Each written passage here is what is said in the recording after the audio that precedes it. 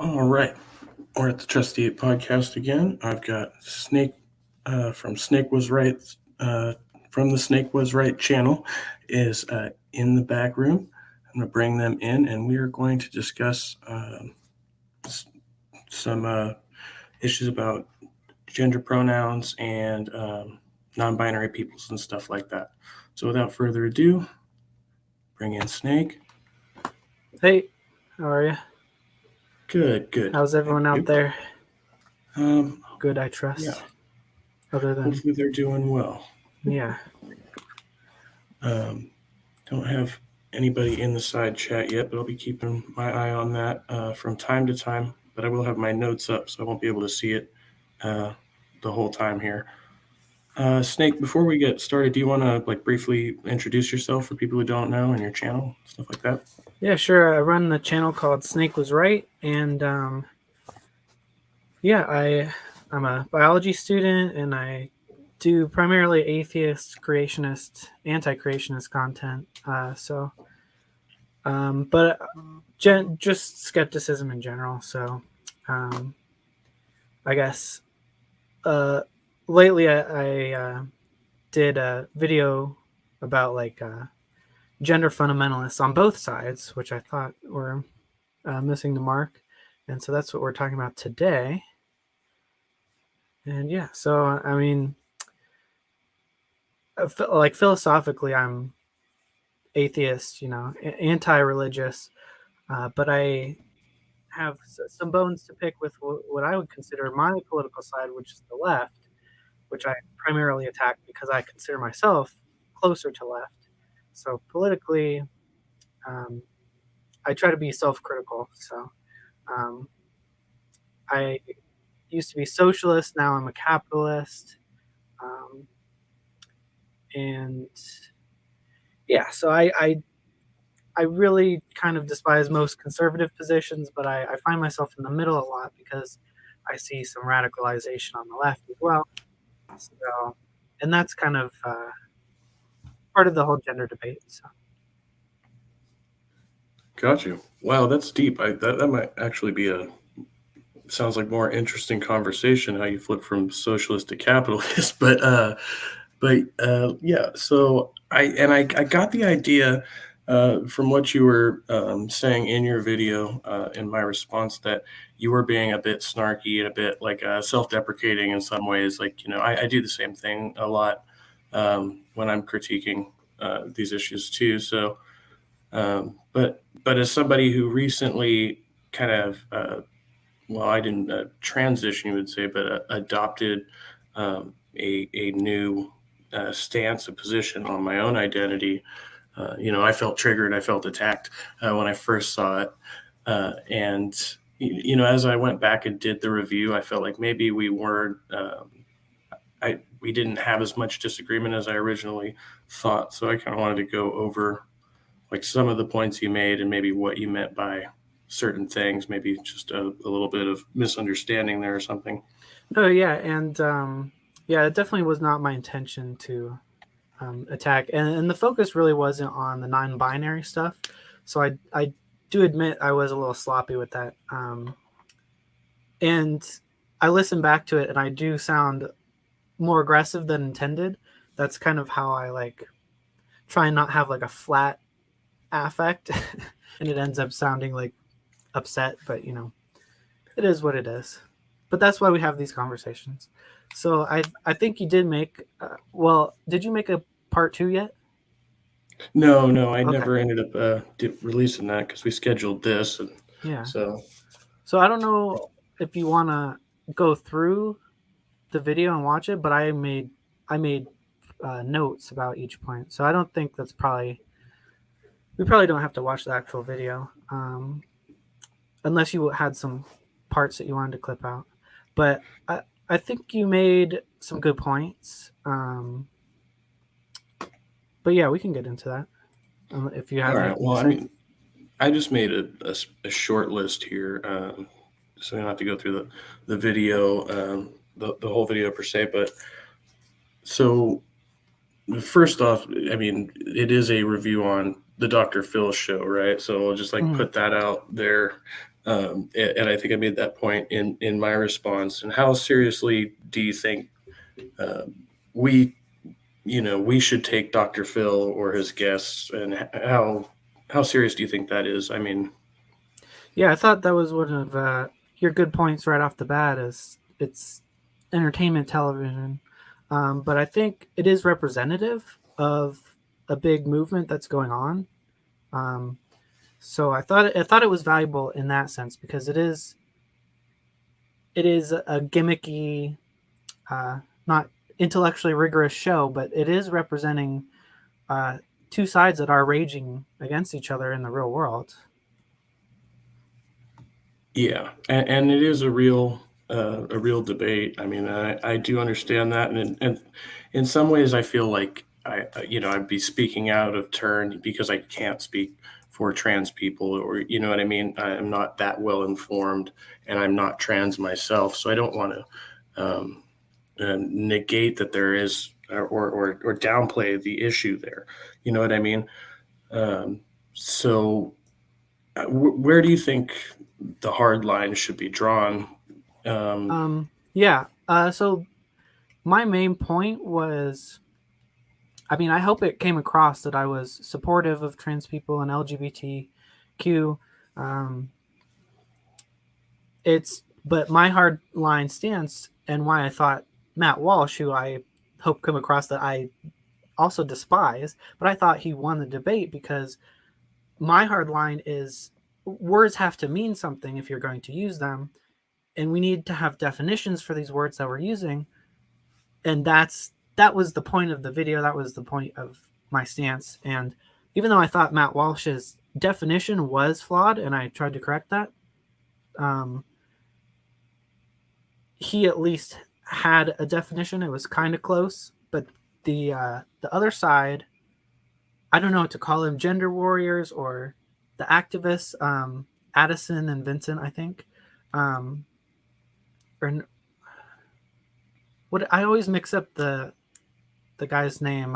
yeah, no, Ethan was with Ethan. It's Addison, Vincent, and Ethan.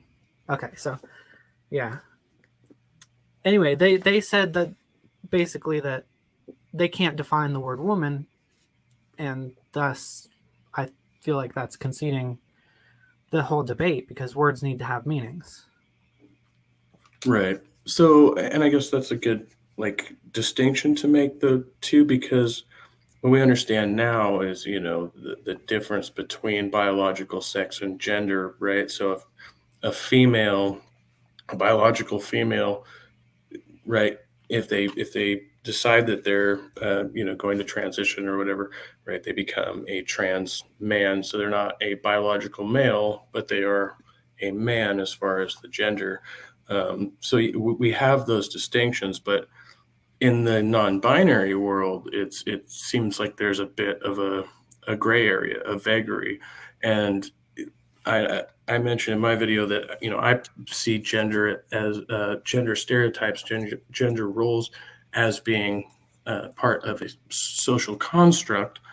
So in that regard, is it really inappropriate for us to begin to create new roles and new stereotypes for ourselves that are now within that kind of social framework? Well, I would try and stay away from stereotypes, but I think I understand how you're using it. I would say like the term definitions.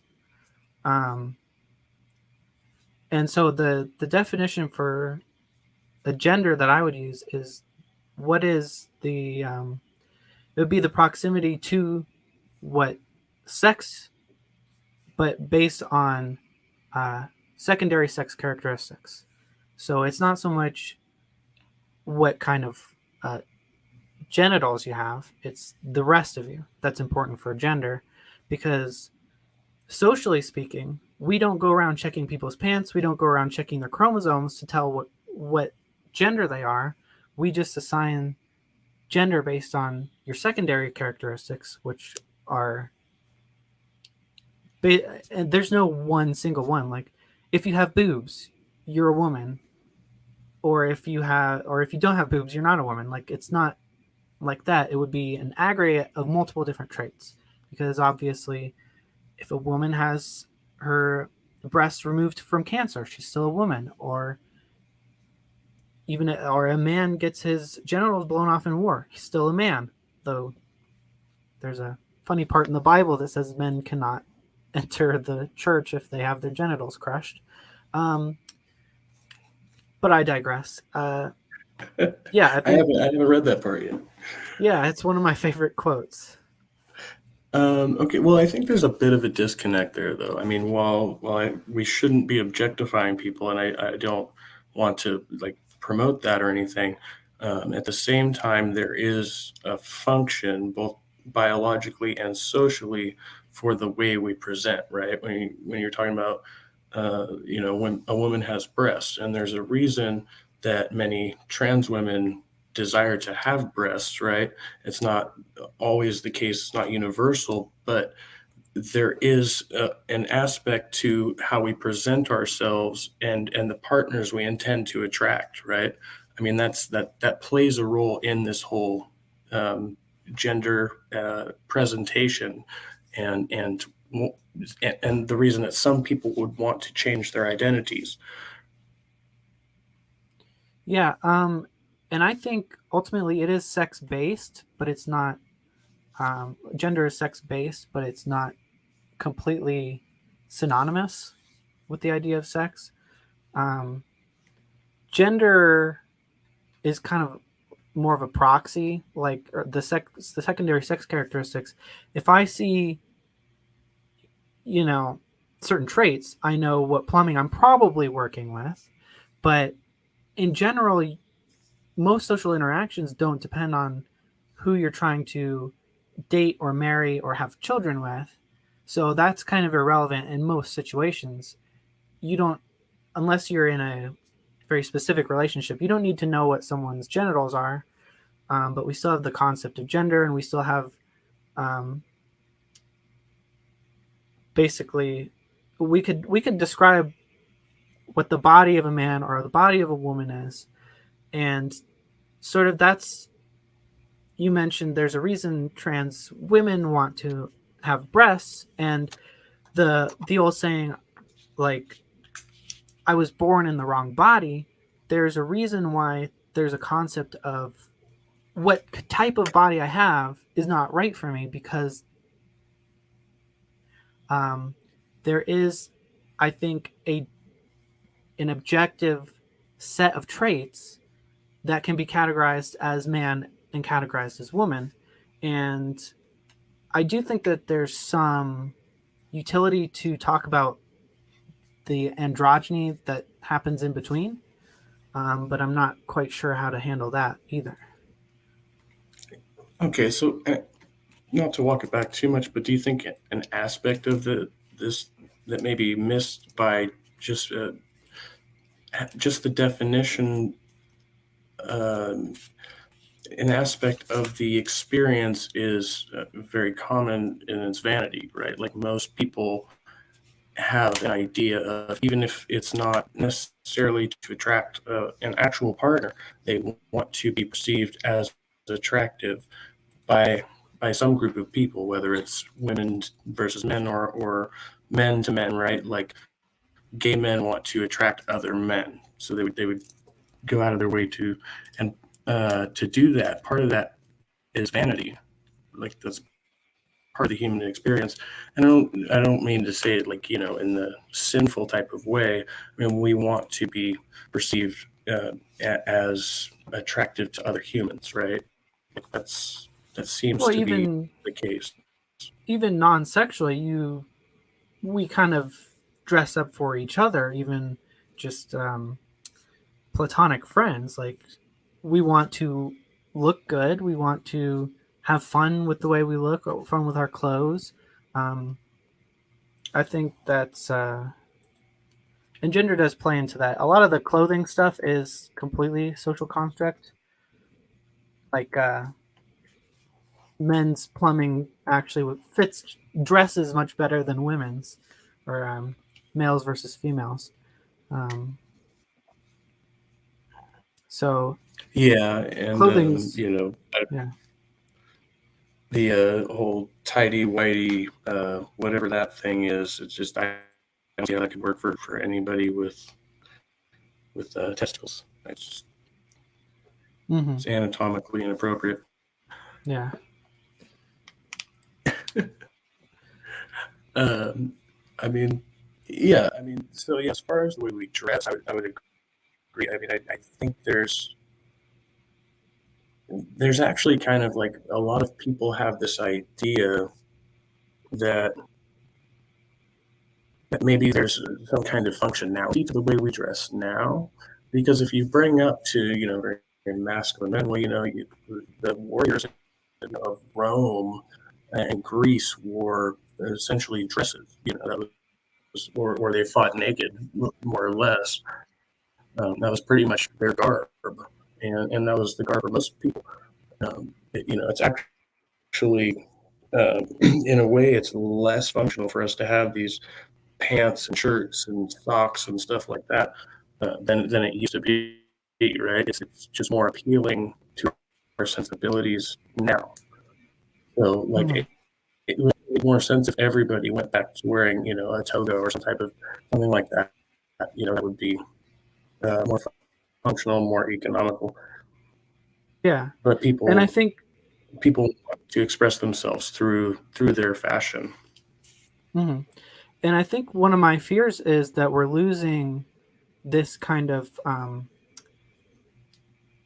fluidity in dress expression if we're saying, and I'm not criticizing all of non-binary concepts, but the one presented in the Dr. Phil show seems like it's encouraging this mentality of, well, if you don't want to dress stereotypically as whatever gender you're or whatever sex you're born as, then you might not, if you don't want to dress stereotypically feminine and you're born female, then maybe you're not even a woman. Or if you don't want to wear your hair like a woman or like or do typical feminine behaviors, then you might not even be a woman. And I think that takes away from the fluidity of gender expression and personality, because I don't think that gender should be based on your personality or your dress. I think that if you wanted to dress with stereotypically masculine clothes, but you're a female, you can still be a woman. And I think that there are some aspects of non-binary that kind of stereotypes genders in that sense. Like if you don't feel like a stereotypical male, maybe you're not even a man.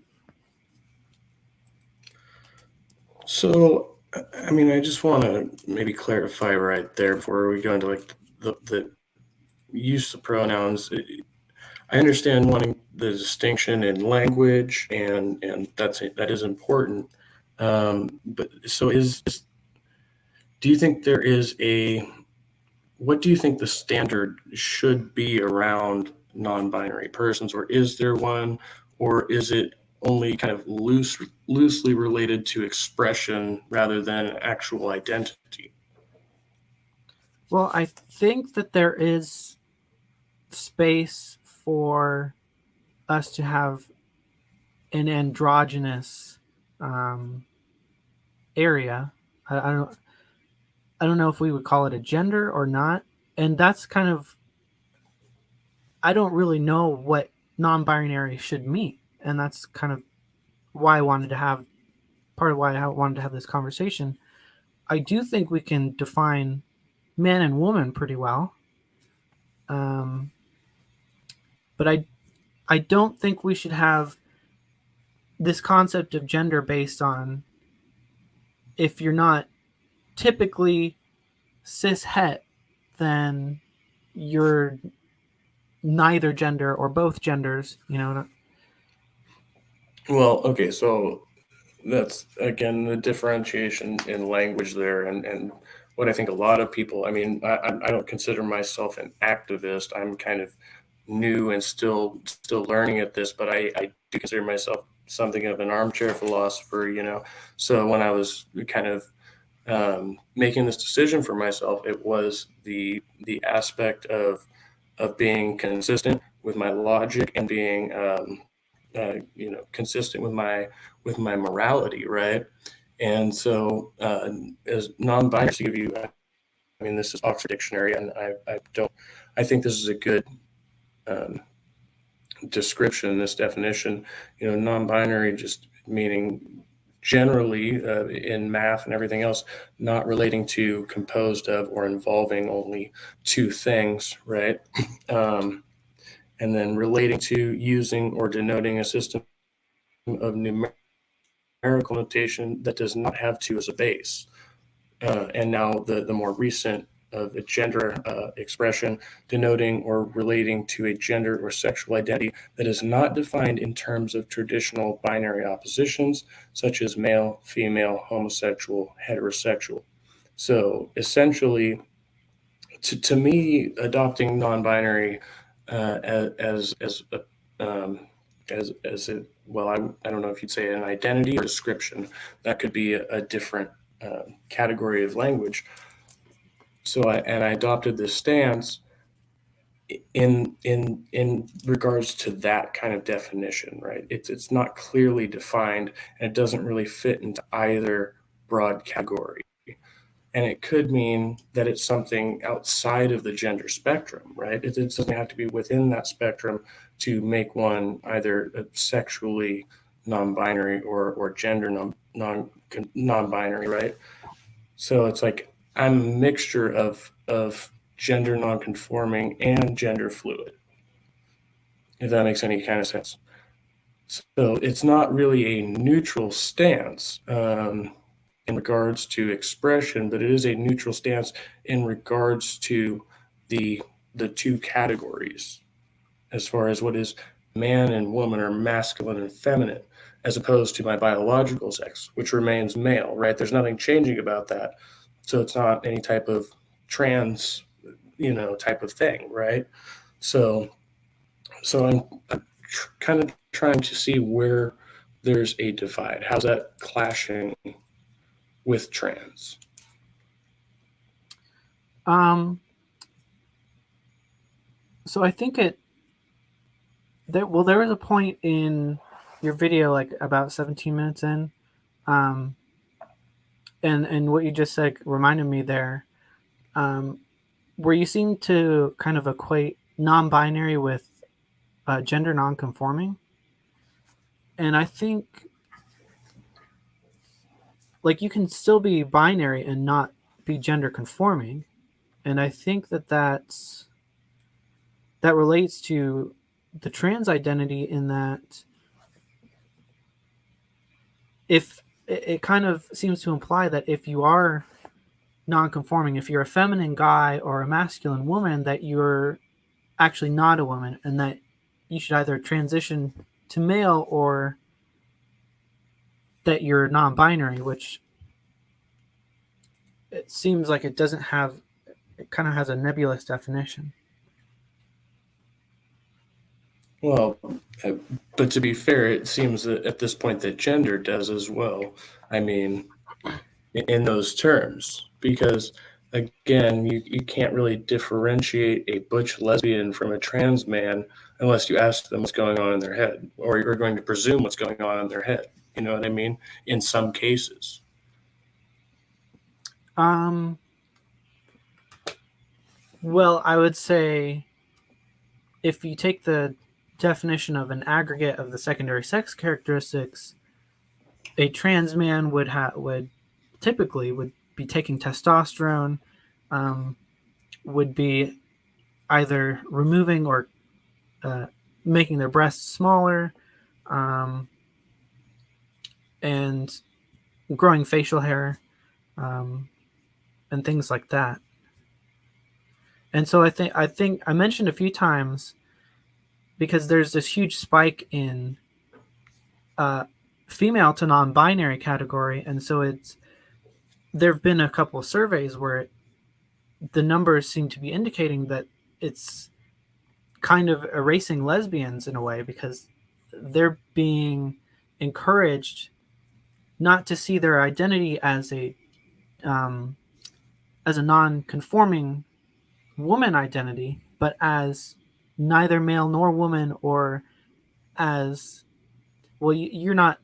You have short hair. You dress typically man. You're a butch woman. Therefore, you should transition to be a man. And I think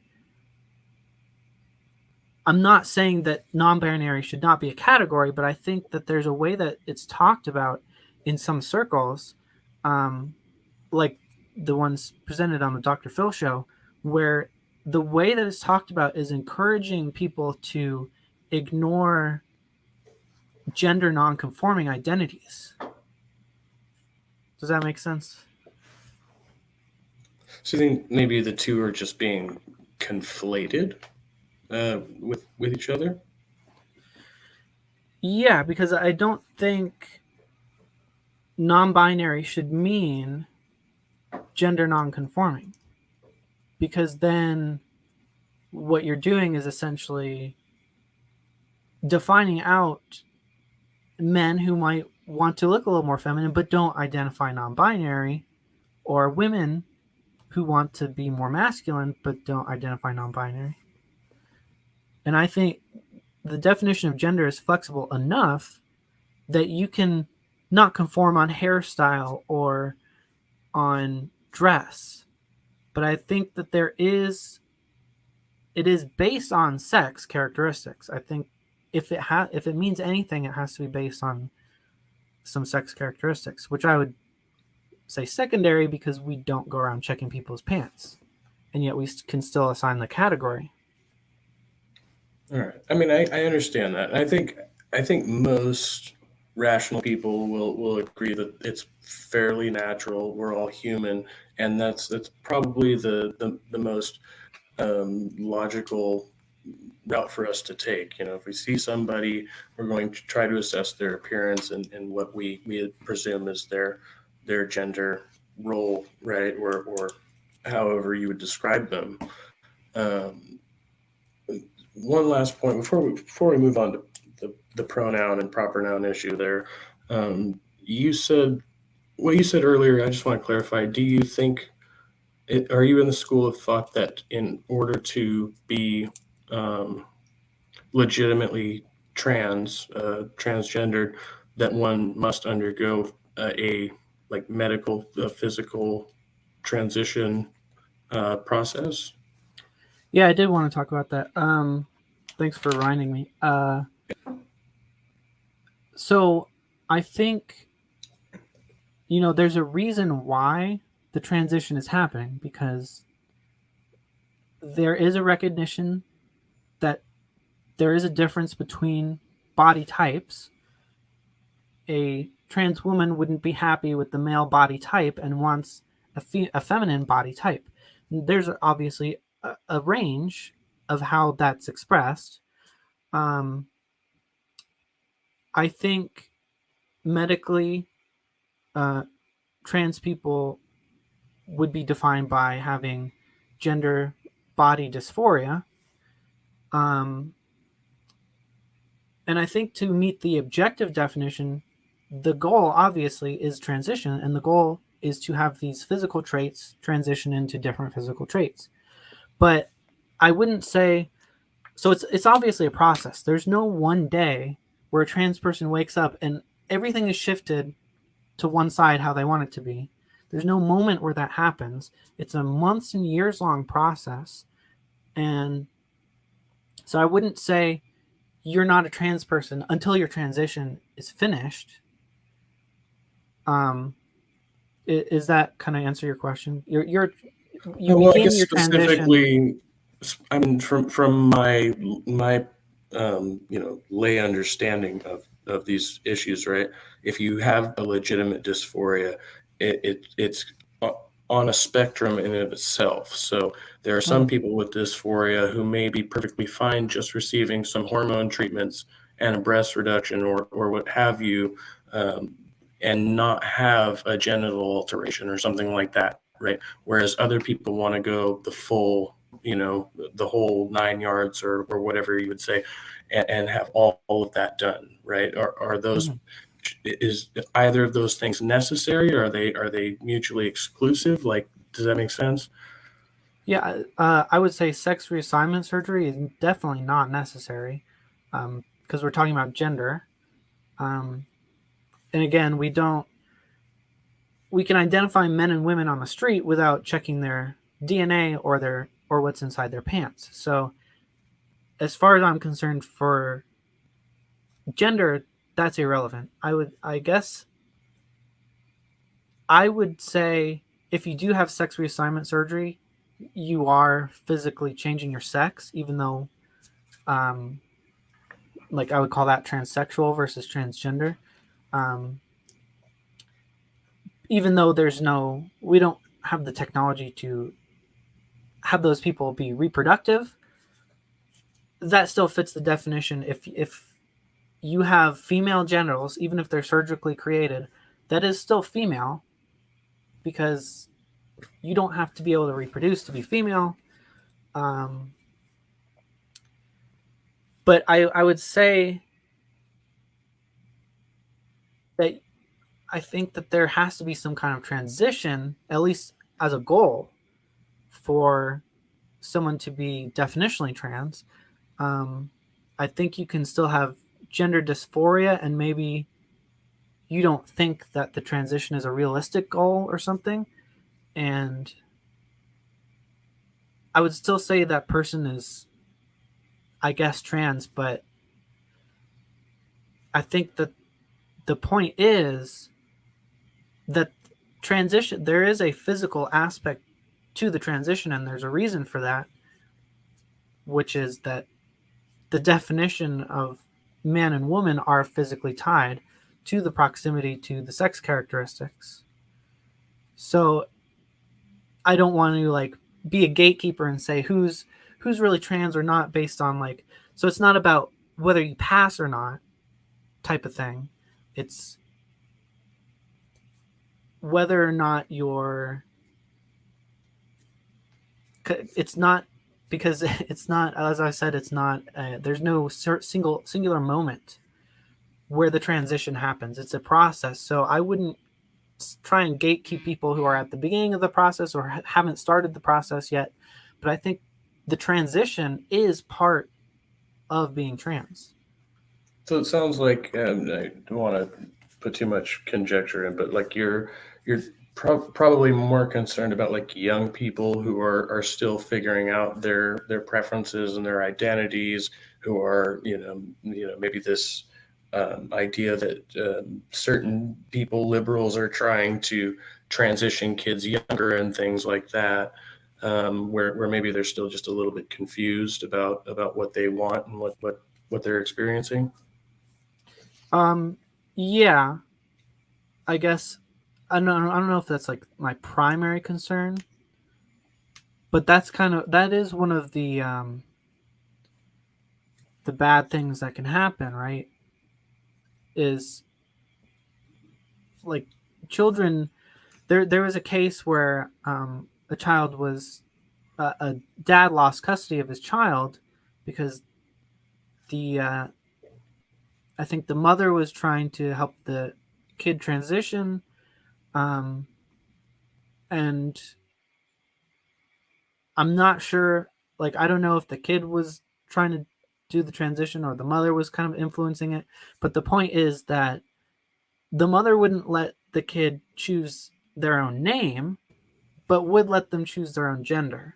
And so I think that, yes, we do need to be concerned about the informed consent of children around these issues. And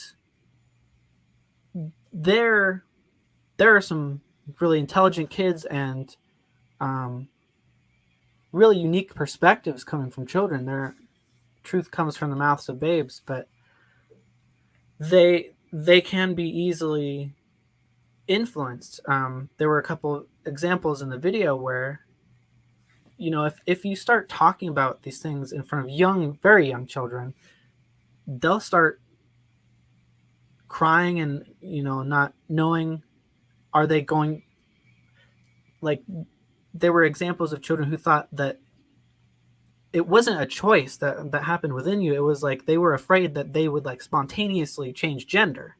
And so, yeah, I don't think young children are capable of handling that. But there is also the aspect I support parents helping their child explore that, because there are children who do have that gender dysphoria from a young age and don't know how to express it, um, don't know quite what's going on. They just have this vague feeling of something is wrong. They don't know it's gender dysphoria. And I understand the impetus to try and educate children so that they know, oh, this is an option. You don't have to stay like this. This might be what's happening to you. But at the same time, most children are not going to deal with those issues. And I think that the younger we introduce them to these issues, the more confusing it will be for them. And there is rising trans regret, and that's just as bad as never helping the trans people in the first place. It's basically the same thing. Is you've put yourself in a place where you now have dysphoria, whereas you might have just been gender nonconforming. And I had another point, but it slipped my mind, so maybe I'll slip that in a few minutes. I think that was you made great points there. I mean, I agree with you, and it's very sensitive, especially for young people, and maybe that a part of that is just human psychology and the effect of stereotyping in social situations as we've been doing. So that's a good maybe segue into kind of the language we use, right? And how we use pronouns and proper nouns and what we mean by them. And like so one of my issues and one of the things that I wanted to kind of logically present was that it seems in this day and age, being educated people, that neutral pronouns seem to be the more appropriate, like the baseline. What should be more socially, more commonly used are neutral pronouns, or rather, well, I don't know, there's another type of adverb or something like that. Yeah, adverbs and pronouns, right, that we should be using for each other rather than gendered ones. So do we have, I don't know, what's your position on that exactly? Well, I guess I've made my peace with the they them gender neutral pronouns. I think there probably could be a better use, but that's what's understood. Um, like even everyone's grown up hearing like, no, you shouldn't say, it's grammatically incorrect to say they them. You should say he or she, which I've always kind of disagreed with because it's clunky. No one actually talks like that. We just say they or them when we don't know. It works okay. It can be a little bit confusing sometimes, but it is what it is. I think, yeah, as far as gender neutral stuff, we use that naturally. So I think it's valid to say, it can be confusing sometimes. Like I would be talking in the video, I'd be saying they and them, and it wouldn't be clear if I was talking about both Ethan and Addison or just one of them. But if we really need to clarify, we'll say their name, right? So that's Yeah, kind of my position. and I do think, I mean, that's important, especially when we're talking about people, not necessarily to people, right? Because we generally don't use those, as I think you pointed out, right? Where we don't use that terminology most oftenly when we're speaking to each other.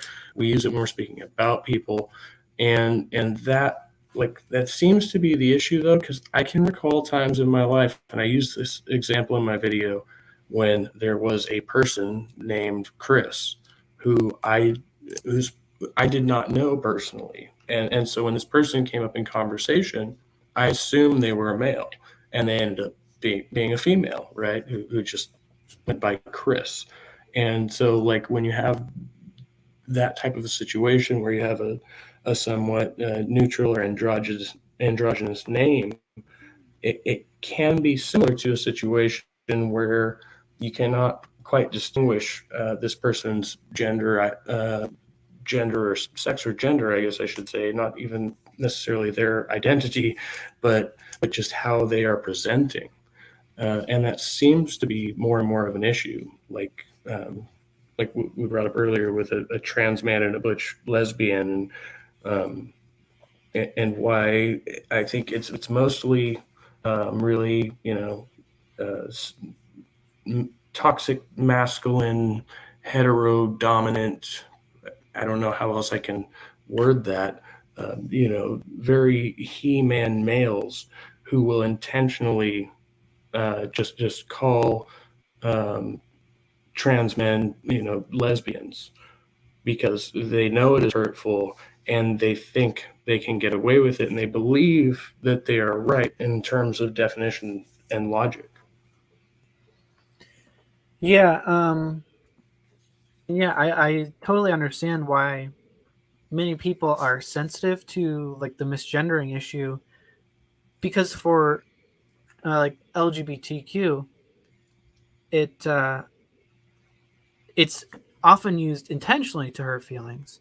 Um, Whereas, if I misgender someone named Chris, who's just a cis female, and I assume they're male, um, it's not hurtful to misgender those people, because even though it happens all the time to cis people, they're not sensitive to it because it's not being done intentionally. Um, and so even when it happens unintentionally to like trans people, or whatever you call the group of people who have different pronouns, um, the neo pronouns, um, they're more sensitive when it happens unintentionally, because it does happen intentionally a lot. Um, I think that, if they could recognize that gender is confusing, even when people are cis, like with the name Chris. And so people are going to make mistakes around gender, and it's not always malicious, but I do understand why people are sensitive to that. So that's a bit of my argument there. I don't want to interrupt you, um, but it's that intention aspect, right? And we know through our experience, it's logical that we can harm people unintentionally, right? So as far as what we consider social norms, it seems like the most logical thing to do is to try to reduce how much unintentional harm we're putting out there. And that would be one way to do that, right? Is just by starting with that baseline of being neutral if we're not sure about something, right? And proceeding Mhm. from there. We would ask the person rather than assuming. Well, I think we largely do that. I unconsciously just, even in the example, I was saying Chris is actually a woman, but I use they, them pronouns, since we're talking about kind of a nebulous unknown. So, and that just came out naturally, because that's how we've always talked like that. Um, so I think unless it's like pretty obvious, like Jacob, or I don't know, it's an obvious name. Most people kind of start off with neutral pronouns, and that's always been a thing. We've always been taught not to do that in grammar class, even though we already do it. Well, yeah. I mean, for example, I mean, if you're writing and you know your character is going to be a male, et cetera, et cetera, right? But again, that's us describing something that's happening like within the context of our minds, right? Like, so we already know the circumstances behind that, whereas we don't understand that with other people, and that's I found for myself as an issue where in order to correct my own mistakes, right, my own errors, my own assumptions, sometimes I have to use this language just to make sure I don't mess up. So, I mean, I think establishing that as being more normative uh, maybe helps reinforce that. But it definitely won't help to correct those who have bad intentions. I mean, for sure. So, like, I don't know. That's the other question is in what context is it appropriate for us to modify our pronouns?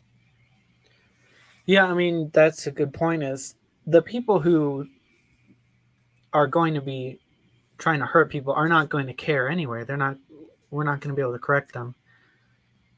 So for me, I tend towards um, recommending behaviors of oh, what's the word? Is it just slipped my mind? Just being more uh, the anti-fragility kind of thing is where More mistakes are. thick-skinned. Yeah, uh, it's not quite the word I was looking for, but anti-fragility, thick skin. Mistakes are going to happen. The people who are going to make mistakes are on your side anyway. They're not trying to hurt you. The people who are trying to hurt you aren't going to listen anyway.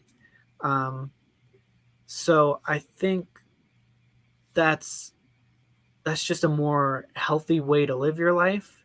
Um, and I kind of forgot my other point because I was caught up on the word, but does that make I know sense? it's a word Oh, salad. Yeah, the other thing is I do want to try and respect people, um, and that's kind of my baseline, and I hope people understand that's part of my motivation. But I'm also aware of the fact that people will use sympathy and empathy to their advantage to start gaining control over other people. So you have basically what you have, like the term cry bully, where now they're taking advantage of social courtesy to try and get people to, I don't know, some people just like to see other people squirm. Some people um, just become entitled and try to use that. And so I think I don't want to accuse anyone specifically of doing this, but I think we have to also be aware of that. We can't just be um, slaves to this courtesy culture, because people will take advantage of that if there's no flexibility to that. And that's always happened, like outside of gender. If you don't, like, if you're doing something that's considered rude by some group of people, they'll use it to paint themselves as a victim and kind of be able to uh, gain power in that sense. all right, I want to address what you said there because there's 2 points I think there. Cry bully, I've never heard that expression. So the first thought that came to my mind was an individual I've recently dealt with who was posting kind of increasingly more offensive trans and homophobic memes on Facebook, right? And I kind of got a little bit more aggressive with them each time they posted until I finally just blew up, right? Um, so that was the first person I thought of, and then he said, "Oh well, I didn't even know that you were queer, and this and that, and he just started making all kinds of irrelevant arguments, and then calling me basically a fascist for attacking him for his free speech." Because he thinks other men's penises are gross, right? And I was like, okay, that's cool, but you can say whatever you want. But if I respond to you and tell you you're just a freaking homophobe, that's my free speech. You know what I mean? Mm-hmm. So that was the first thing I thought, and then I thought about myself and the way I reacted to your video and a couple other people, and just shortly after, where I became triggered over things that actually weren't directed at me, right? So that shoe can fit either foot, right? Yeah. Well, Yeah, I mean, we need a healthy middle ground. We need to be able to call out the bigots, but we also need to be able to not be susceptible to the people um, who will take advantage of that, who will say, you know, if I'm having a discussion or I make a video and I make a mistake or I say something that's a little poorly worded or a little just not well thought out, and someone will hone in on that and use that and be like, oh, you have to cancel this person. They're evil. They're a bigot. Um, so we have to be able to call out the bigots, but we can't be susceptible to being taken advantage of by this cancel culture. So again, I'm always trying to find the middle ground. So I don't mean to sound like, oh, we just have to combat all the snowflakes and just get thicker skin. Um, I'm just trying to find the middle part where we don't let the bigots take over and we don't let the cryboys take over. Absolutely makes sense to me. I mean, Okay. I try to be as progressive as possible while also still being not non-extremist. You know what I mean? That's kind Mm-hmm. of the goal And there. I come at it like, yeah, obviously the homophobes and the bigots and the racists, like that's just obvious. We're just assuming that's bad already. Like we don't even have to have a discussion about that. Um, so I tend to gravitate towards, like I was saying earlier, I try to attack my own side, the people who are closest to my side, because that's where I feel like I'm teetering on the edge of is kind of, and that's what I feel is closest to me. And the more subtle point to be made, whereas it's like I don't need to explain to you why hating on gay people and trans people is bad. That's just assumed. But I might have to explain why the subtleties of like why you can't always be as polite as possible because people will take advantage of that. Yeah, they will for sure. I know Darth Dawkins steamrolled me here on this channel for the better part of an hour and a half because I was trying to be polite to him. Mm-hmm. So you And got some experience there. yep, yep, they'll and as soon as you step even if you don't step out of line, they'll find some excuse to try and paint themselves as, Darth Dawkins is actually the perfect example. He's part of victimhood culture where he's always saying, "Oh, you're steamrolling me, you're interrupting me," while he's using that as an excuse to himself do the same thing that he's accusing you of. Absolutely. So I want to be mindful of your time. We didn't really discuss that beforehand. So we're coming up on 55 minutes now. If do you have a hard stop or No, I've got time if you do. I don't know if uh, I did have one guest who was asking if we're having a friend of mine who's asking if we're having an after party if they could come on, but I'm not sure if they're still available. Um, but yeah, I just want to make sure. I feel like we could go on for quite a while, especially if we go off topic, which would be great. But I want to kind of round this out because again, I think we agree more than we disagree. Um, but Mhm. I just want to make sure, especially from my position, that I've covered my bases, as far as my reasoning and whether I can reconcile it with others. So, um, Yeah, and if you wanted to invite whoever in, okay, yeah, yeah, I don't have to know. I've got Do time. you know Kat? No, I don't think so. Okay,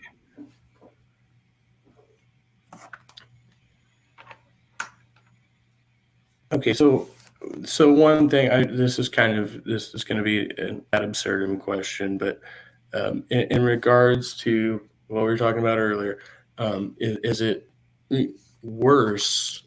Is it objectively worse um, for a lesbian to be mistaken for a trans man, or for a trans boy to be misgendered?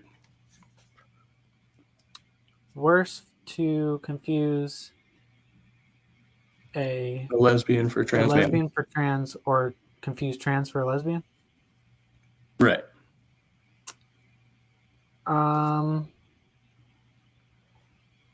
I think objectively they're the same. Subjectively, I guess it just depends on if someone's more Like, sensitive to that. I think I I have can to. I see. think I have to clarify there because there was kind of a statement of intention implied, Yeah. whereas Oh, the lesbians being mistaken for the trans, whereas the trans is being maybe intentionally misgendered. hmm. Um. Yeah, I think if your intent is malicious, it's worse. Um. But I do think misgendering a cis person could be just as harmful as, um, if you call someone who's just non-conforming, um, trans. I think that could be offensive to their gender expression. But yeah, I think intent is definitely, uh, would make that worse because there's actual malice there. Okay. Well, I mean, and again, that's. I was trying to give this kind of vagary here, but I'll get a little clearer there. Whereas I'm talking more of in the context of a with young people especially, where it's more likely for a young trans boy to come out and end up self-harming or maybe even ending their life as a result of being misgendered, whereas that would be much less common for a matured lesbian woman who's been mistaken for a man, repeatedly, right? Mm-hmm. There's Yeah, less and I chance for think that lesbian woman objectively to commit suicide or self harm than for the young trans boy. yeah, and I think gender non-conforming people are generally more secure in their expression because it's kind of intentional. They know that they're stepping outside of the norm. Trans people feel trapped in what they are. Um, so yeah, I would probably agree with you. One thing I would say is a lot of kind of the anti-trans, uh, crowd will criticize the trans community and say, well, you shouldn't be trans because you're more likely to commit suicide, and they just get it completely opposite. It's like you just are more likely, you just are trans, and Right, right. you're more likely to, the condition is causing the higher rate of suicide. You can't just decide not to be trans. It's if you don't transition that you're more likely to commit But suicide. is it part of the condition that also that it is more common for them to be called by a stereotypical um, uh, pronoun or what have you, right? That it's not really normalized or accepted in our society for people to even people to change their names. I think, which you mentioned, which is legally recognized, but it's not very common. It's not well kind of we're not well educated about it in our everyday culture. Yeah, I This kind mean, of becomes my even, issue. Sorry, go ahead. yeah, like, even gender nonconforming young people, they are often actually, people question them: Are you gay? Um, are you trans? They'll use harsher words than that, of course, but they'll accuse someone who's like nonconforming of, you know, being a trans person, and maybe they are secretly and they haven't come out. And it's like I myself am obviously not like stereotypically masculine. I'm gender nonconforming. I was called gay and sissy and stuff as a kid, and it's like they know that you're not normal, and it can mess with your head whether you're cis and nonconforming or whether you're trans and that you're like, yeah, you're right, I shouldn't be this gender, you know. Yeah, I mean, I think that's maybe why it's more confusing to. I mean, obviously, we seem to understand each other, but what seems to be confusing is how we really like convey this to most cis hetero people who don't have these experiences. Like, what is the appropriate language to analogize our experiences to them? I think I don't know. I think part of it is saying, well,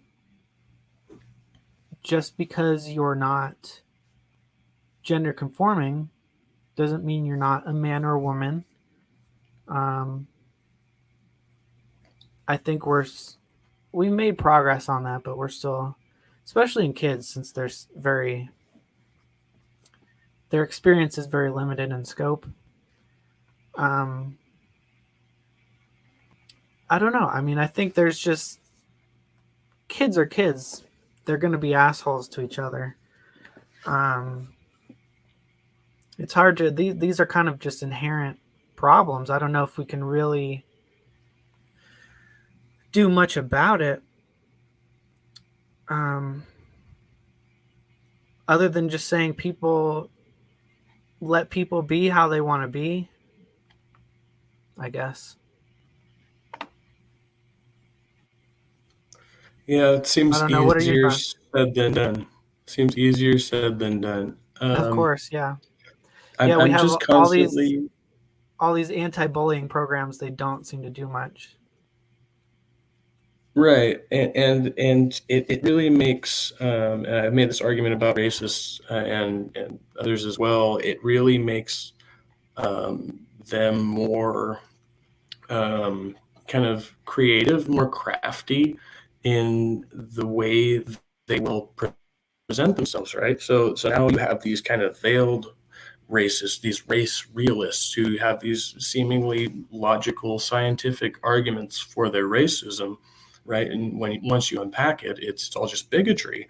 But if you listen to it and you're not educated on the subject, it's easy to get sucked into it, right? And the same thing goes for trans, non-binary, gender non-conforming people who want to be taken seriously. And if we're being made a caricature of, then it doesn't help any of us, you know. Mm-hmm. Yeah, I think there's like 90s, early 2000s. You see a lot of trans humor where the joke is just that someone is trans, and somehow that's a joke. Um, I yeah, there's Do you and do you think people. that's more common from the lesbian community? Well, maybe do we want to sidebar on TERFs there a minute? Oh, what do you mean? Trans exclusionary radical feminism, which is something I'm still kind of again just surface level acquaintance with, but um, I remember when I was coming up, it seemed more often to me that um, lesbians would make fun of gay men and tell them that they just wanted to be women. At least that was my experience. Mm. Whereas now, if a woman wants to become a man, it seems more likely for them to be excluded both by males and females in those circles. Like nobody wants to. People are more. I guess that it's more of a joke for uh, a trans woman than a trans man. A trans man is somehow taken more seriously, if that makes sense. Well, I think it is. I think it's easier for trans men to pass in many ways, but in a lot of ways too. um, they're not sexualized. I think that's possibly one part of why they might be able to pass well, because women are much more sexualized. So, and trans women would be too. So people have a much higher critical eye towards trans women. They're more sensitive to, oh, I see this masculine trait. I've like found you out, you know. Um, but at the same time, they are more sexualized in a positive light as well.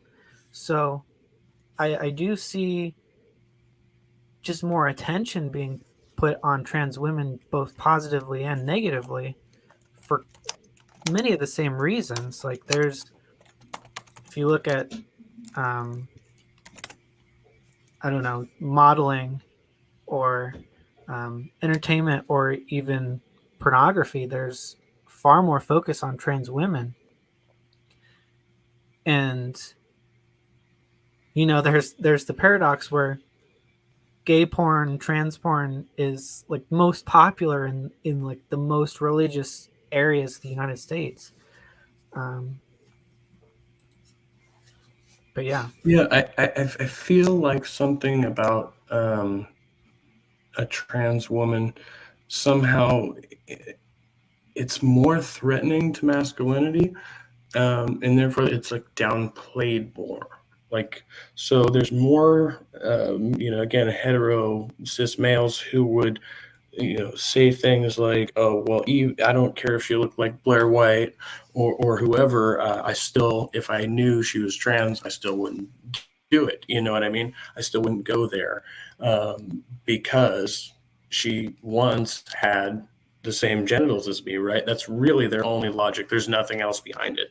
mm. Whereas with trans men, people are putting much more nuance into the argument of saying, well, even if you change your genitals, which is kind of the same argument, but it seems like it's actually being addressed more respectfully amongst even amongst bigots, and that's where I feel like again it's part of that kind of normative stereotype that we have about this kind of patriarchal masculine dominated society that seems to just be fading like away if it ever really existed. um, so I just learned like last night about this golden penis theory. Have you heard about that? No, I might have Some heard it. kind I don't know what it is though.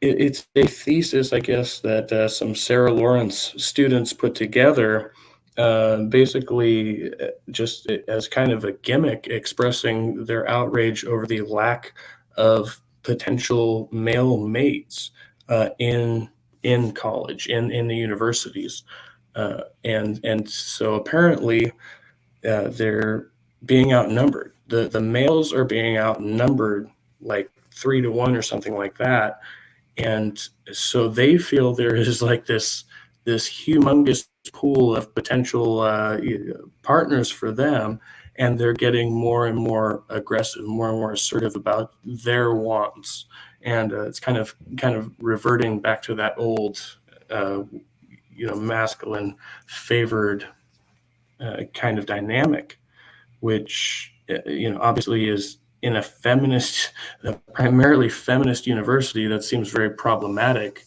but it also has to do with just sheer numbers, right? And again, sexual attraction, which is the basis for this whole thing. Not this whole thing, but the whole theory I'm talking about here. Like, Yeah, sexual competition is an interesting topic, where yeah, men tend to settle with a larger pool of women, and women tend to settle with the cream of the crop if they have their pick of men, and it does create an interesting dynamic for sure. Um, yeah, I but going back a little, yeah, I wanted to agree with you on the threat to masculinity thing, where right. the the bigots they're not threatened by female to male transitions, because one, they're not going to be tricked or trapped, so to speak, by trans males because they're not attracted to males, but they're not as disgusted by that because, well, they're still a woman, and that's fine. Their parts fit together, so in their world that makes sense. They're threatened by, for lack of a better word, being tricked or trapped by trans women who they might fall for, and then not fall for as in fall for the trick, but like fall for romantically or lustfully, and then find out that they were born a male. And yeah, I like people have disgust reactions, and that just is. But I still think it's silly if you're going to be disgusted by someone who's physically has all the parts that you want. It's just that you're worried about their chromosomes and their DNA, which makes no difference. And I talked about in the video, um, I've known for like most of my life now about the XY females who have a Y chromosome, but they're, for whatever, there's a range of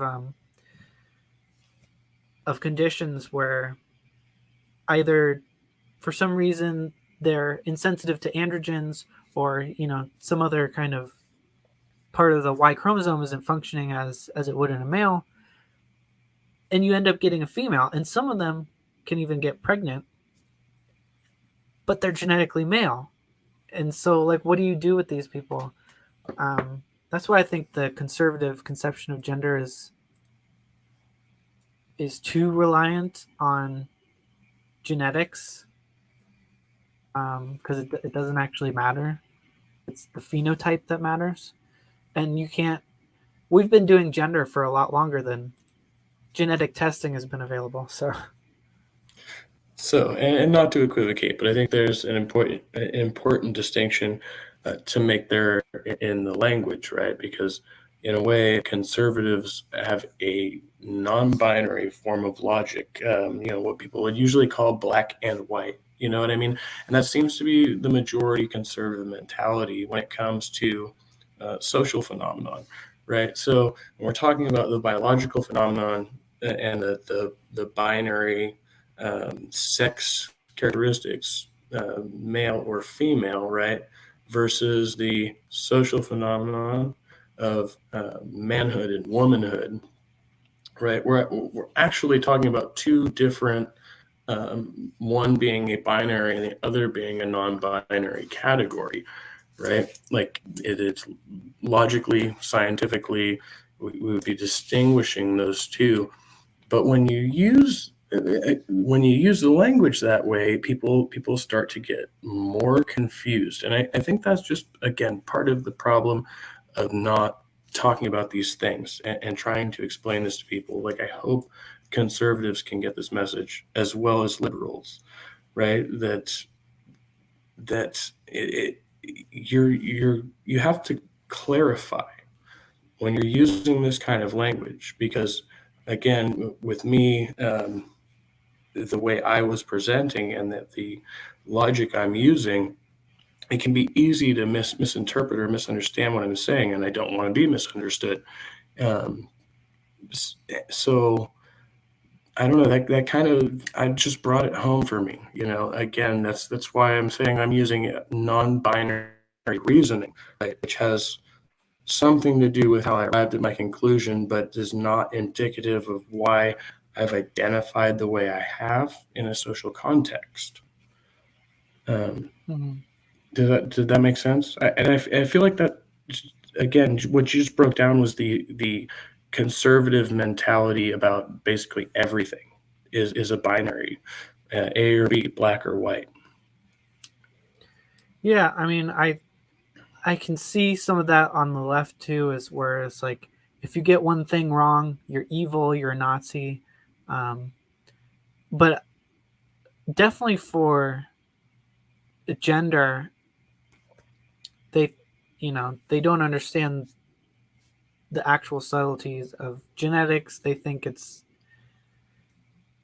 like I look at it as black and white as being true or false, and I think that that's absolutely true. You can look at anything as true or false, but they lack the actual detail to make those judgments because XY does not mean male. It's kind of just a proxy. But I think, like, going back a little bit, part of what we can do to kind of help these conversations is, like, did you see that debate with Blair White and John Doyle and Karlin Boroshenko, and I forget, it was like, she was some Jesus freak, like Lauren something. Not I Lauren have not. Southern, No. but yeah, it Who's the other it one you was said? Carlin. what? Sorry, I'm making a note. Was the other one you said Carlin Boyle? Karlin Boroshenko Boroshenko. Okay, and John gotcha. Doyle. So they were John all, Doyle. Okay. yeah. So the three were all conservatives, and then Carlin is like a disaffected liberal who's like a Republican. So they were all Republicans arguing like the what should the future of the Republican Party be? And John Doyle and I think her name's Lauren, they're Jesus freaks, and they want the Republican Party to be the party of Jesus and of Christianity. And Blair White and Carlin's I don't know about Blair White's religious views. Carlin is also a Christian, but she and Blair both wanted the Republican Party to not be based in religion. And I think that wing of conservative or Republican should be, I think what we can do is less malign conservatives who are like that, because the Blair White wing, they're accepting of trans people. They just think that we shouldn't have socialism and that we shouldn't have rampant leftism.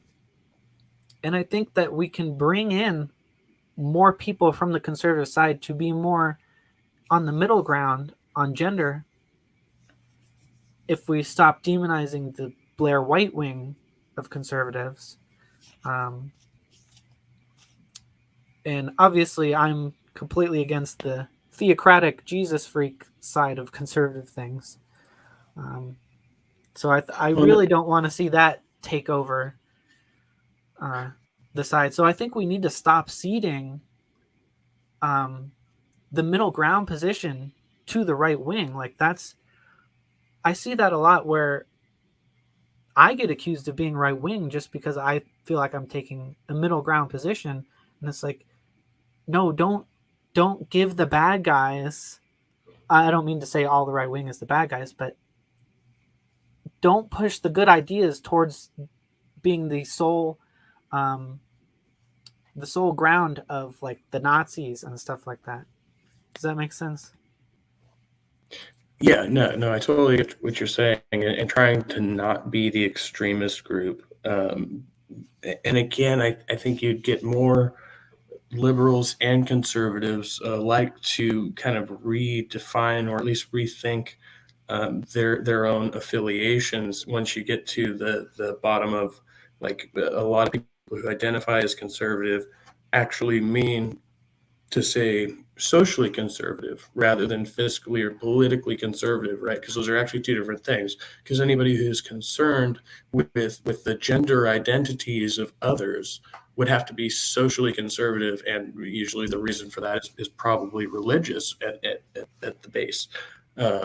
So Yeah, and we don't want to conflate that with being cautious about introducing these concepts to young children.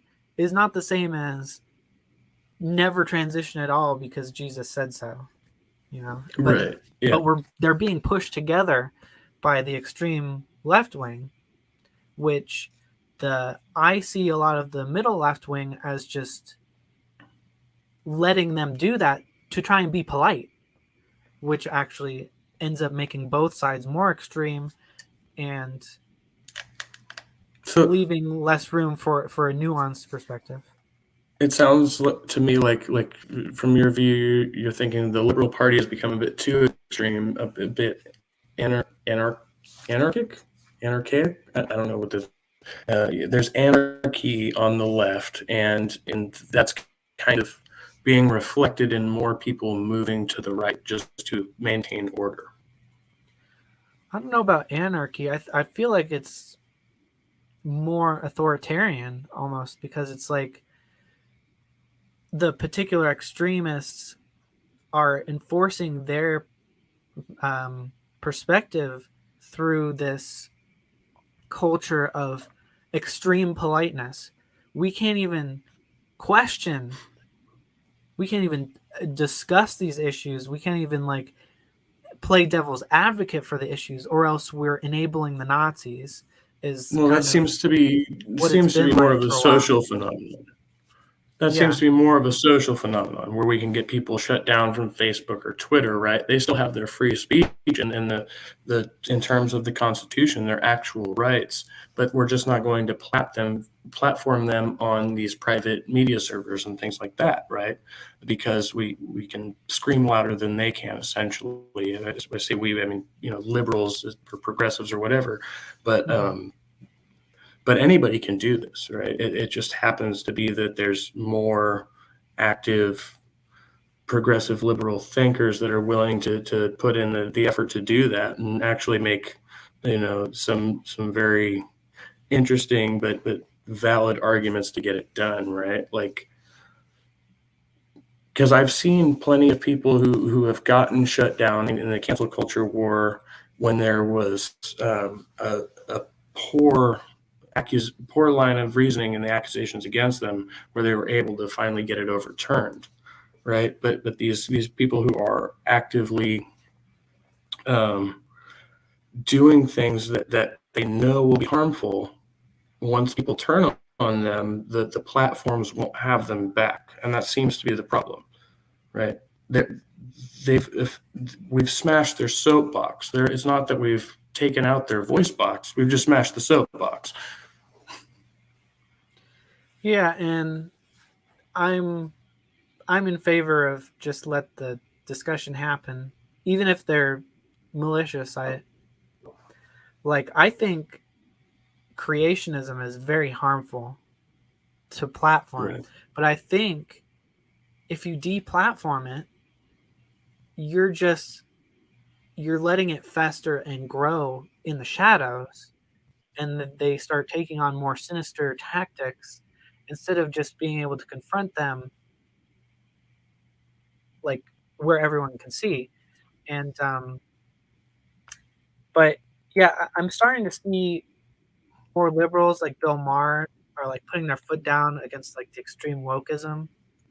So I think naturally society is always going to swing too far this way, and then it'll self-correct, and then it'll start swinging this way, and then it'll self-correct. And it's frustrating that it can never stay in the middle. It's always in oscillation. But yeah, I don't necessarily see what's happening as like an anarchy type of interaction. I see it more of like a bending the knee type of thing. Like it's enforced through this extreme respect culture of this is our sacred cow. You can't even question it, and if you do, you're giving ammunition to the enemy. Even if it's right, like they've started not publishing mugshots or security footage of crimes that are happening if the suspect is African American, and they'll say, "Well, we don't want to um, encourage the racist to say, see, I told you so. It's always the black people committing crimes," and it's like, but it's true. The truth shouldn't be seen as ammunition for the enemy, because that it becomes a self-fulfilling prophecy actually. So if you try and ignore the truth because the enemy might use the truth, then they really are going to use it and say, look, they're covering up the truth, they're the liars. We, meaning, the racists or something like that, we're telling you the truth. We're not covering it up. And so you actually, I don't know. Does that make sense? Yeah, and I think that kind of comes to what I think my final point in the video was, and my basic point and everything I say more or less is, we need to educate people better. We just need better primary education systems in the U.S. especially, and everywhere, to where these topics aren't something we're thrust into in our adulthood, for some reason or another, or where it's just kind of brushed over in primary school. I mean, we really need to teach kids to think more critically and to be more aware of the contemporaneous social and political issues that are going on as they grow older. And it doesn't seem like that's as effective as we give ourselves credit for. Yeah, I mean, one, it's easier said than done. And two, it's like, I agree, but what are we actually going to teach them? Are we going to have kindergartners talking about like what their gender identity is and things like that? Well, I Or think are I we think just I'm going more to interested, teach them? at least as far as gender is concerned. I mean, that's as a particular issue. I think it's more interesting that we teach them that they're little boys and girls and what they are supposed to like before they have developed any individual, like really Mhm. thought characteristics. But sorry, go ahead. Yeah, yeah, I think, I was going to say, or do we teach them express yourself however you want, but we don't get into the specifics of like, oh, your gender might change. Um, I think, it's okay to normalize same sex couples, but we don't really talk about that kind of stuff with straight couples to children anyway. So I don't know. It's a fine line. Um, I think like things like gendered uniforms in schools. That's odd to me. I think uniforms in general are weird and come from literally the German pre-Nazi type of schooling, um, and kind of suppresses expression itself. I think it's okay to teach kids about expressing themselves, um, but there is a distinct element where it gets out of control, where you see kids who want litter boxes in the classroom because they think they're a cat, or I don't know. I don't know how exaggerated that is, but I've been hearing a few reports about that. Yeah, I mean, it's definitely a thing, but again, I think that's just a super fringe case, right? And maybe even Hmm. like Addison and Ethan, where it's not something we're going to have to worry about on a regular basis. However, it does seem to be more newsworthy than most run of the mill cases. So Yeah.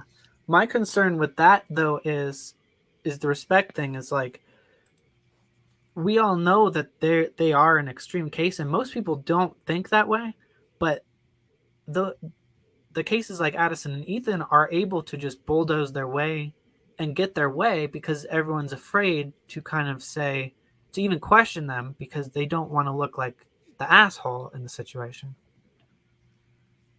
right, and I do want to say, I mean, I think for the most part, your critique of them was correct. Again, is just applying it in universal terms.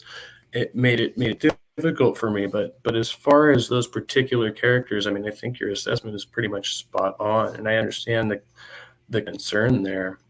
So Yeah, and I I didn't want wanted to. to I did want to paint them as the extremist fundamentalist side of that debate and not representative of everyone.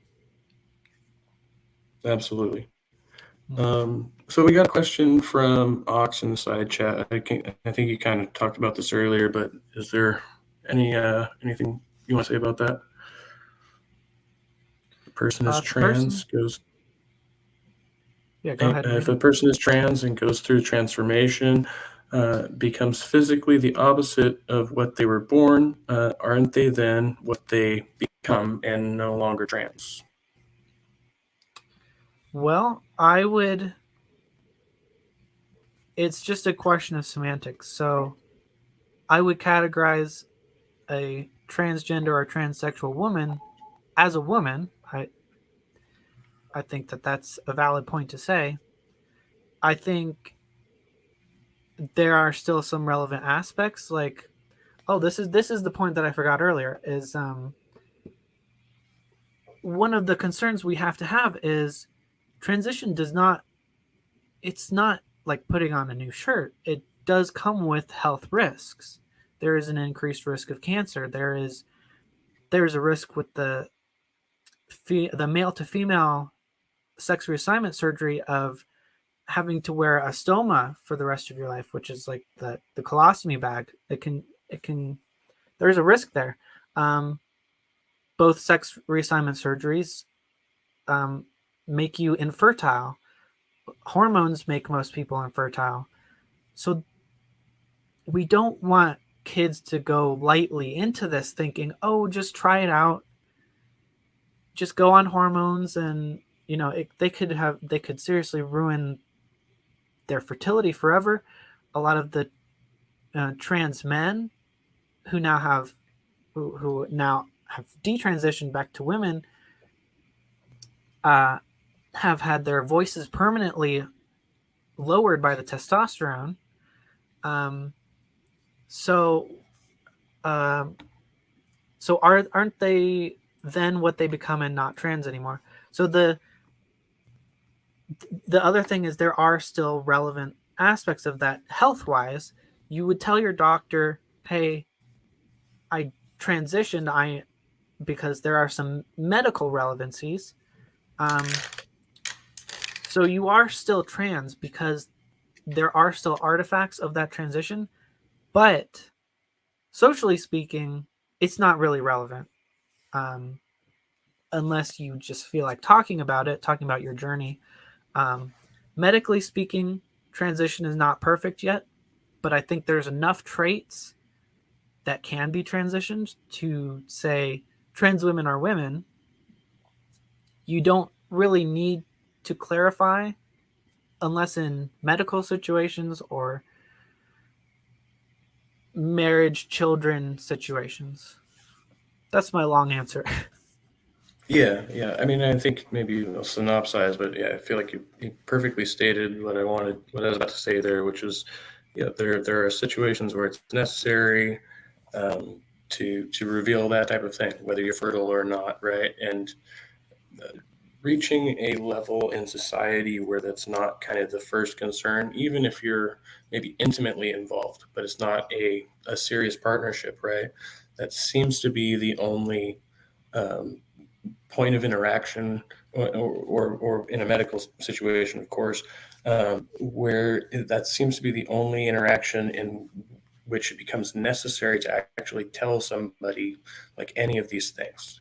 Because Mm. the only reason we need to differentiate a trans man from a biological man is in light of the fact that, again, a doctor or a potential partner is concerned with things like health and fertility, right? In any other context, it wouldn't really matter, or it wouldn't at least be another person's business, you know.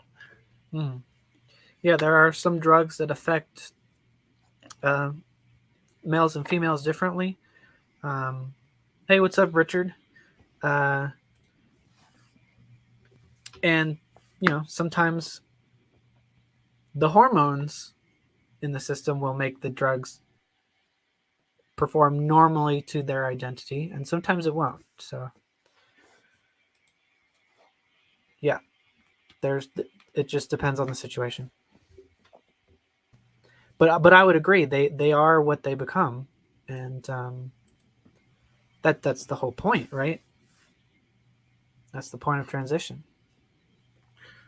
Well, yeah, I mean, it definitely is the point, and hopefully one day more people will get it, you know. So I mean, I appreciate what you do, and hopefully, maybe in all of this, we've helped to clarify some things, or at least we'll help to clarify some things for others in the future. That's kind of my whole uh, angle with doing dialogues. Like, um, hopefully, I can help to inform others if I have something useful, to tell. Yeah. So. Well, and that's why I make videos. Is I don't like lecturing or talking by myself too much, even though, of course, I'm very long-winded at times and I can go on and on. But I do it to start conversations, and sometimes I do throw out things kind of as bait so that people will pick it up and start conversations. So yeah, the conversation is really what it's all about. Like that, like this right here is why I made the original video, is so I could talk to people about these ideas. The video itself is kind of more of a vehicle to, I guess, attract attention and start conversations. Excellent. Oh, that's a great platform. I definitely I dig on that. So all right, well, 137. I don't know. Do you have any? Do you think we missed any important topics in this, or is there Well, anything I unclear? had pretty extensive notes, but we were pretty efficient today. Like we got through a lot. Yeah, definitely. I mean, I actually didn't have my notes all pre-planned, so it's a good thing we were a little late, at least for me. I was able to sit down for a few minutes and brainstorm first. But Yeah. yeah, I think there's a lot of good information here, and just stuff for people to look into. I would say for anybody who's not really informed about, especially about transgender issues, because that's kind of a topic we've broached on here quite a bit. There's plenty of research out there. Uh, you can go talk to transgender people who have gone through the process of their confirmation and things like that. You can go read medical, you know, uh, publications and things. So it's not like the information isn't out there, and that's what's the most frustrating for me with a lot of people. But additionally, what we've actually covered here more in our dialogue is this gender non-binary, gender non-conforming kind of spectrum that exists in between, and that's something that I think people like us are still kind of really establishing the baseline for in these dialogues. Right? That's why it's Mhm. still kind of a debate. It's still kind of a gray area as to where this leads, right? It's a kind of a means to an end. It's not the end. It's not like I was researching this and I found something about 37 gender, additional gender pronouns, and I went, whoa, yeah, that is crazy. But it is a legitimate discussion that's being had. And so Yeah. to first just understand what gender is, what transgender is, and then realize that everything we're really addressing is the in between, is kind of really important to stress that to people. Yeah. I mean, I did go hard against like the new genders. Like I used the example of the bug gender, bug self as pronouns. I don't. If you want to identify as a bug, or if you want me to call you bug, that's fine. But I don't think that's a gender. Um, and but yeah, I think we're still kind of working out the non-binary categories. Like myself, I'm not gender conforming. So should I be non-binary or not? Like, what does that mean? Um, I just don't really know. Yeah. So again, for me, when I made that decision, it was a matter of being morally and logically consistent, and the way I use language, which to me kind of are two sides of the same coin, right? So in the same way that I wouldn't use a slur against somebody, I also know where that slur comes from and why that slur exists. And I understand that, generally, most of the time, a slur or hateful speech against somebody is rooted in some other concept, right? And it's appropriated from that. There's very few exceptions to that, and so it's a matter for me of, again, when I say that I am a social nonconformist and I accept gender roles and stereotypes as social constructs, and I would say it would logically follow that I would not adhere to those constructs, and so thereby be gender nonconformist. Much in the way that I've reasoned that by way of being a true naturalist, in the broad sense, it actually brings me to being an atheist. So that actually precludes atheism. So I see that as kind of being almost the same thing. Now, the difference, I guess, is whether you are expressing nonconformity as a social statement or whether you're doing it as an act of personal or principles, or value judgment. Yeah, and I'm not convinced that would mean non-binary. I think even if there isn't like a solid definition of non-binary, I think we can agree there's a certain amount of non-conformity that still exists within the cis identity. Yeah. Absolutely. So again, that's kind of an issue with why I think maybe, and I don't want to accuse, say like all cis people are just ignorant. You know what I mean? It's not that, but I feel like if these issues don't affect people, or they don't feel they're affected personally, or for some reason they're in denial about some aspect of their identity, which is maybe often the case, then that's when it becomes a disconnect where they will refuse to acknowledge others, right? So and it's not really their hatred for another person. It's actually their own ignorance, their own denial. And I guess to expand on my point is like if we equate non-binary with non-conforming, I feel like most of the population suddenly will become non-binary if we go by that standard, because most people are not the absolute paragon of femininity or masculinity. Oh, no, and I don't think most people want to be non-binary or non-conformist. I mean, we are, generally going to be a pretty, I don't want to say radical, but a minority group of people, right? And for various reasons. I see gender conformity as being much more specific, and non-binary as being much more of a broad categorization, which is kind of why I chose it. So as like non-conforming as like a social statement is different from non-binary. Well, again, it might be a social statement or a personal virtue, but either way, it would still be defining one specific aspect of gender expression as I see it. Whereas I think non-binary is more a mode of logic. It's a mode of reasoning. So again, to say that I'm nonconformist doesn't say that I'm not also gender fluid. So while I don't conform to the stereotype, right, I also embrace those aspects of it which I am comfortable with, right? And those are kind of evolving traits.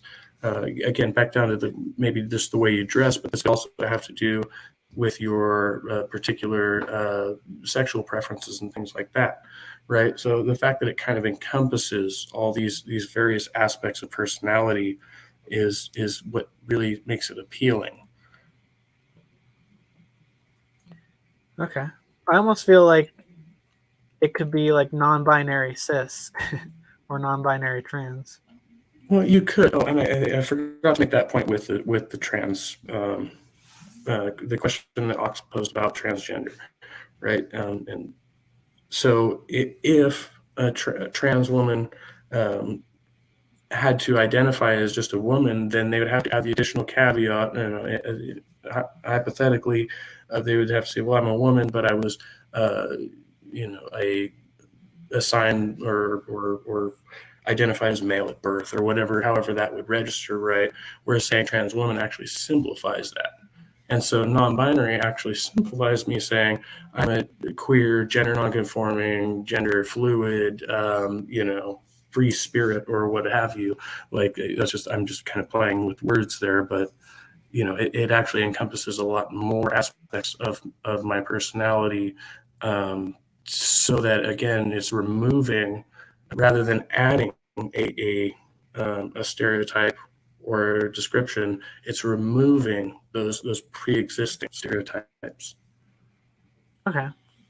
Yeah, and I almost feel like that's kind of how the term queer is used. Like I'm just like not normal, like quote unquote, Like I would put myself in a category of queer where it's like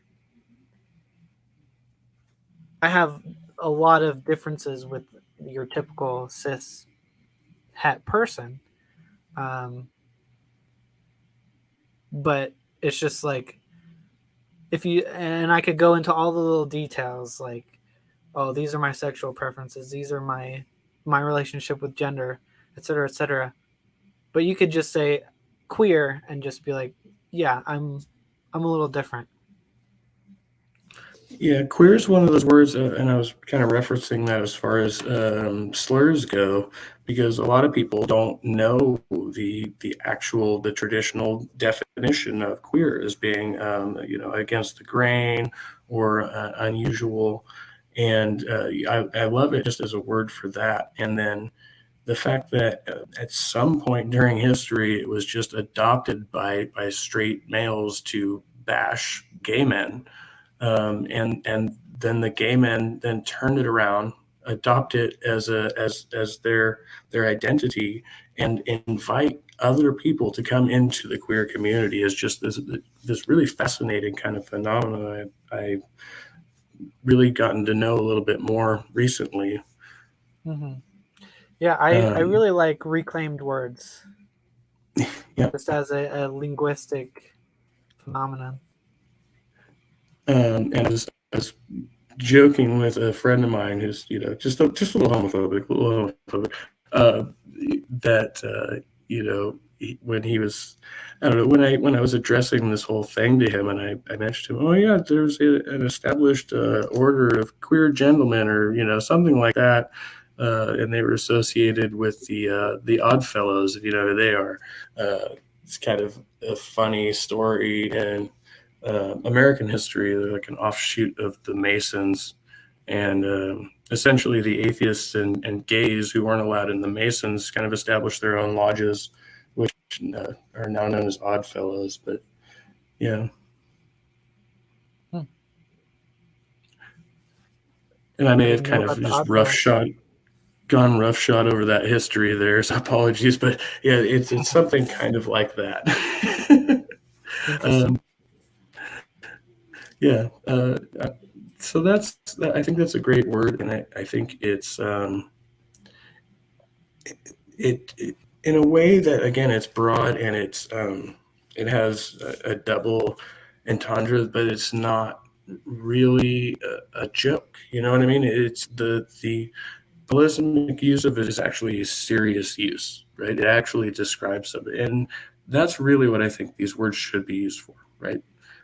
If we're describing ourselves to others, right? And I want to make sure that like that's clear. because I agree with you as far as the way we just generally describe each other. But if we want to be accurate and we want to represent ourselves, then using the best language possible is going to be a key to that. Yeah, I think it gets tricky when trying to describe self versus what other people see as more of uh, an objective description, because I can describe you and your behavior, but without you telling me, I can't really describe your inner thoughts. And I think it's inappropriate to use gender as kind of a personality thing. Like like I saw something about fae gender where someone feels like they're a fairy, and that's this is that's fine. Be a fairy, not like the gay fairy, literally like a supernatural fairy, but like dress as a fairy, have that fairy aesthetic. You do you, but I just don't think that that's a gender as much as being a medieval enthusiast is a gender, you know? Yeah, well, as far as I know, because of cultural stereotypes, all fairies have tiny, tiny little vaginas. So that's my opinion. Yeah. But but yeah, again, that's probably just some stupid stereotype. Yeah. Uh, Well, yeah, I think people kind of are confusing pronoun with adjective and noun at this point. It's like you may have these thoughts and feelings, and there are words for that. I just don't think that they're genders. yeah, or personal identity. And again, Yeah. there's a lot thrown in there to where things can describe your gender or your sexual preference, right? And those aren't clearly distinguished sometimes, like Um, so it's in the appropriate context. It's important for us to make those things clear. Now, there's times when we tell people, to fuck off. It's not their business. So, and like knowing when and how to express those things appropriately is important for everybody. Everybody. So, yeah, I think again, these conversations are going to just help us keep clarifying that, and hopefully just get more people involved. Get more people involved, even if you are cis, like Richard Madsen. It's important to still be aware of these things because it could be your friends, your family member, or yourself, and you don't even know it. That's going through some issue of uh, gender dysphoria or a change in their identity. It's even relevant to like people coming out as atheists, right? Because that's it's an analogous experience to kind of revealing something that seems very deeply personal about yourself to those closest to you, where it kind of redefines how they perceive you, and Yeah. that's the most important part. It's all about the way others are perceiving you. Once you accept yourself, you have to now convey that and express it to others. Yeah, I think just having the space to just talk about it, even if people disagree, just being able to say it without losing everything is kind of how we get progress. Like the fact that, you know, most people aren't convinced by the arguments, but if your son or your best friend comes out as whatever, then you have that history like, oh, I love this person and I disagree with them, but I still accept them. And that's kind of what allows acceptance and progress. I know a lot of times parents will reject their children if they come out. Um, but I think overall, most people tend to be more open to people who they're close to coming out than some random person that they just heard of. Um, and I think that that goes on both sides. Like I was saying, we have to be able to at least come out as being like, oh, well, I don't get the new gender paradigm. Let's have a conversation and not be canceled over it. And I think we have to have the standard for both. Like you need to be able to come out as whatever and not get canceled for it, and you need to be able to say, well, I have some questions about that, but don't cancel me over that either. Like the whole, I do have a little bit of sympathy for the TERFs. I think that they're wrong, but I understand them wanting to say, well, there are some issues that cis women face that are a little different. Um, and you know, with the whole J.K. Rowling controversy is blown out of proportion. Like, she supports trans people, but as far as I understand, she just kind of wants some medical oversight. I think that's kind of the problem is whenever something goes unquestioned, that's when it gets out of control. Like I think it's healthy that therapists will ask people who are struggling with gender dysphoria, you know, is it really the gender dysphoria? Is it that you just don't want to be hypermasculine? Is it just that, or is it that you really have a problem with your gender? I think that we can't go and just have these sacred cows that are unquestionable. And it goes both ways. We can't have we can't treat marriage that way. Well, you can't, marriage is only between a man and a woman. You can't change that. Or gender is just whatever your genitals are. You can't, that's a sacred cow. You can't question that. So I think questioning is always the best way to go, and having a space to be able to question things, because that's where conversations happen, and that's where truth emerges. I don't think it's healthy to have these two entrenched sides that aren't discussing anything with each other. Absolutely. Very, very well put. I think we're in agreement there. And coming up on 2 hours, maybe it's a good spot to wrap up. Do you have any final thoughts, Snake? I think that was my kind of wrapping up.